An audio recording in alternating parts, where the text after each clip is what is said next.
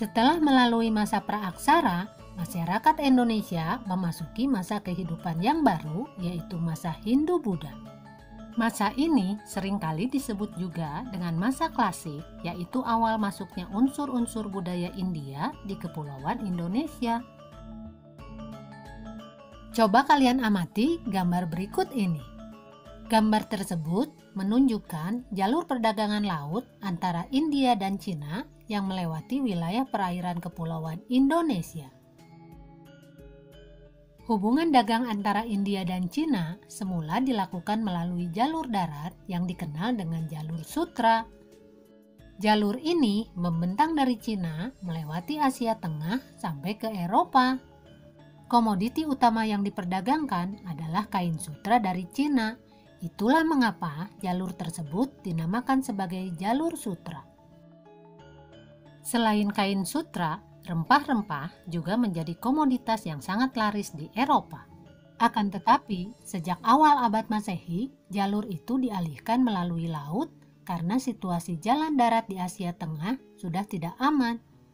Jalan laut yang terdekat dari India ke Cina yaitu melalui Selat Malaka. Peralihan rute perdagangan ini telah membawa keuntungan bagi masyarakat Indonesia. Kepulauan Indonesia menjadi daerah transit atau pemberhentian bagi pedagang-pedagang Cina dan pedagang-pedagang India. Masyarakat di Indonesia juga ternyata ikut aktif dalam perdagangan tersebut sehingga terjadilah kontak hubungan di antara keduanya. Hubungan dengan kedua bangsa itu menyebabkan pengaruh Hindu-Buddha yang berasal dari India berkembang di Indonesia. Berikut ini beberapa teori mengenai masuknya kebudayaan Hindu-Buddha ke Indonesia. Yang pertama, teori Waisya. Teori ini dikemukakan oleh N.G. Krum. Ia menyebutkan bahwa proses masuknya kebudayaan Hindu-Buddha dibawa oleh pedagang India. Selama para pedagang India tersebut menetap di Indonesia, memungkinkan terjadinya perkawinan dengan perempuan-perempuan pribumi. Mulai dari sini, pengaruh kebudayaan India menyebar dan menyerap dalam kehidupan masyarakat Indonesia. Yang kedua, teori kesatria. Ada 3 pendapat mengenai proses penyebaran kebudayaan Hindu-Buddha yang dilakukan oleh golongan kesatria. Yang pertama, pendapat si Seberg. Menurutnya, para kesatria India ada yang terlibat konflik dalam masalah perebutan kekuasaan di Indonesia. Bantuan yang diberikan oleh para kesatria ini sedikit banyak membantu kemenangan bagi salah satu kelompok atau suku di Indonesia yang sedang bertikai. Sebagai hadiah atas kemenangan itu, ada di antara mereka yang kemudian dinikahkan dengan salah satu putri dari kepala suku atau kelompok yang dibantunya. Dari perkawinannya itu, para kesatria dengan mudah menyebarkan tradisi Hindu-Buddha kepada keluarga yang dinikahinya. Selanjutnya, berkembanglah tradisi Hindu-Buddha dalam kerajaan di Indonesia. Pendapat yang kedua dari Mukherjee. Menurutnya, golongan kesatria dari India membawa pengaruh kebudayaan Hindu-Buddha ke Indonesia. Para kesatria ini membangun koloni-koloni yang berkembang menjadi sebuah kerajaan. Selanjutnya yang ketiga adalah pendapat dari J.L. Munz. Sekitar abad ke-5, ada di antara para keluarga kerajaan di India Selatan melarikan diri ke Indonesia sewaktu kerajaannya mengalami kehancuran. Mereka itu nantinya mendirikan kerajaan di Indonesia. Teori yang ketiga yaitu teori Brahmana yang diungkap oleh J.C. Van Leur. Ia mengatakan bahwa kebudayaan Hindu-Buddha India yang menyebar ke Indonesia dibawa oleh golongan Brahmana. Pendapatnya itu didasarkan pada pengamatan terhadap sisa-sisa peninggalan kerajaan-kerajaan yang bercorak Hindu-Buddha di Indonesia, terutama pada prasasti-prasasti yang menggunakan bahasa Sanskerta dan huruf Pallawa. Karena hanya golongan Brahmana lah yang menguasai bahasa dan huruf itu, maka sangat jelas di sini adanya peran Brahmana. Dan yang terakhir ada teori arus balik yang diungkapkan oleh F.D.K. Bos. Teori ini menyebutkan bahwa banyak pemuda Indonesia yang belajar agama Hindu-Buddha ke India. Setelah memperoleh ilmu yang banyak, mereka kembali ke Indonesia untuk menyebarkannya. Masuknya pengaruh Hindu-Buddha ke Indonesia telah membawa perubahan dalam berbagai aspek kehidupan masyarakat Indonesia. Pertama, di bidang pemerintahan. Sebelum unsur kebudayaan dan agama Hindu-Buddha masuk, masyarakat dipimpin oleh seorang kepala suku yang dipilih oleh anggota masyarakatnya. Setelah masuknya unsur kebudayaan dan agama Hindu-Buddha, terjadi perubahan. Kedudukan kepala suku digantikan oleh raja seperti halnya di India. Kedudukan raja tidak lagi dipilih oleh rakyatnya, akan tetapi diturunkan secara turun-temurun. Yang kedua, bidang sosial.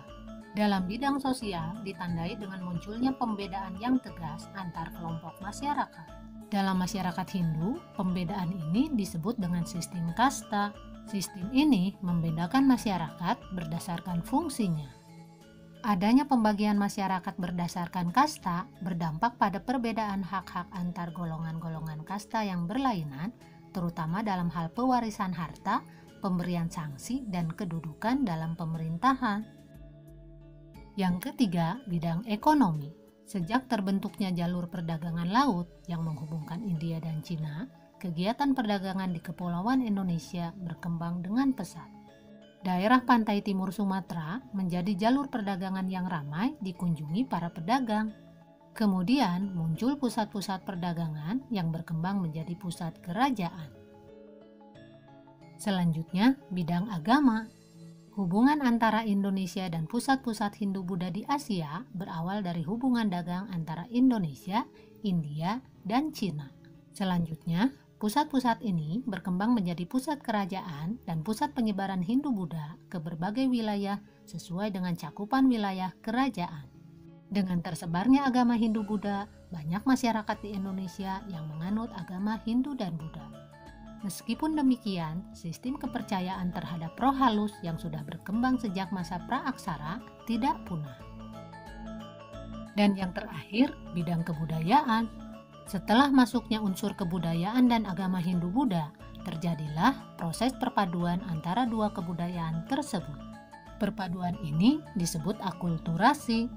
Contoh hasil akulturasi kebudayaan Hindu-Buddha dengan kebudayaan Indonesia diantaranya adalah seni bangunan, seni rupa dan seni ukir, serta seni sastra dan aksara. Kerajaan-kerajaan Hindu-Buddha di Indonesia. Lahirnya kerajaan-kerajaan yang bercorak Hindu-Buddha merupakan satu bukti adanya pengaruh kebudayaan Hindu-Buddha di Indonesia. Contoh kerajaan-kerajaan Hindu-Buddha yang ada di Indonesia yaitu Kerajaan Kutai, Kerajaan Tarumanegara, Kerajaan Sriwijaya, Kerajaan Mataram Kuno, Kerajaan Medang, Kerajaan Kediri, Kerajaan Singosari, dan Kerajaan Majapahit. Peninggalan-peninggalan masa Hindu-Buddha. Pertama, candi dan stupa. Bangunan candi dan stupa ada yang didirikan sebagai tempat pemujaan dan ada pula yang didirikan sebagai makam. Bangunan yang digunakan agama Hindu, contohnya antara lain Candi Prambanan, Candi Sukuh, Candi Canggal, dan Candi Gedong Songo.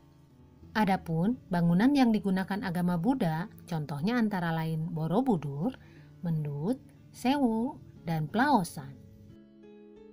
Peninggalan yang kedua yaitu Gapura. Gapura adalah bangunan berupa pintu gerbang. Gapura ada yang beratap dan berdaun pintu, dan ada yang menyerupai candi terbelah dua.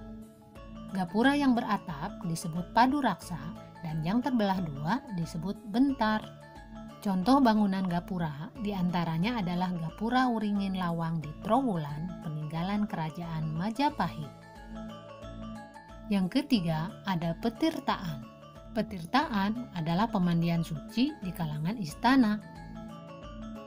Peninggalan selanjutnya yaitu patung atau arca. Bentuk patung Hindu tidak sama dengan bentuk patung Buddha. Patung Hindu umumnya berbentuk dewa-dewi, tokoh, dan makhluk mistik. Adapun patung Buddha bentuknya mewujudkan Sang Buddha Gautama sendiri. Kemudian peninggalan yang kelima yaitu relief. Relief adalah seni pahat pada dinding suatu bangunan atau candi. Relief melukiskan suatu cerita. Contohnya, cerita Ramayana yang dipahat pada dinding Candi Prambanan. Yang keenam ada prasasti. Prasasti merupakan tulisan pada batu yang memuat berbagai informasi tentang sejarah dan peringatan atau catatan suatu peristiwa. Misalnya prasasti Canggal, prasasti Ciaruteng, prasasti Talang Tuo, prasasti Kota Kapur, dan lainnya. Peninggalan selanjutnya yaitu kitab. Kitab merupakan karangan berupa kisah, catatan, laporan tentang suatu peristiwa atau sejarah. Kitab-kitab peninggalan masa Hindu-Buddha antara lain adalah Kakawih Bharatayuda karya Empu Sedah dan Empu Panuluh, Kitab Negara Kertagama dan Sutasoma karya Empu Prapanca. Peninggalan selanjutnya yaitu wayang. Pertunjukan wayang merupakan perpaduan dari seni pertunjukan, seni musik, seni peran, seni sastra, dan seni rupa. Dalang menjadi tokoh kunci dalam pertunjukan wayang yang berperan dalam menentukan jalan cerita, memerankan tokoh-tokoh, dan mengatur seluruh pertunjukan. Peninggalan yang terakhir yaitu upacara keagamaan. Upacara keagamaan contohnya adalah ngaben dan kesodo. Ngaben merupakan upacara pembakaran jenazah pada masyarakat Hindu di Bali. Sementara kesodo adalah upacara yang dilakukan oleh masyarakat Hindu di Tengger, Jawa Timur. Kesodo merupakan upacara mempersembahkan sesaji ke kawah Gunung Bromo. Nah anak-anak, itulah kehidupan masyarakat pada masa Hindu-Buddha.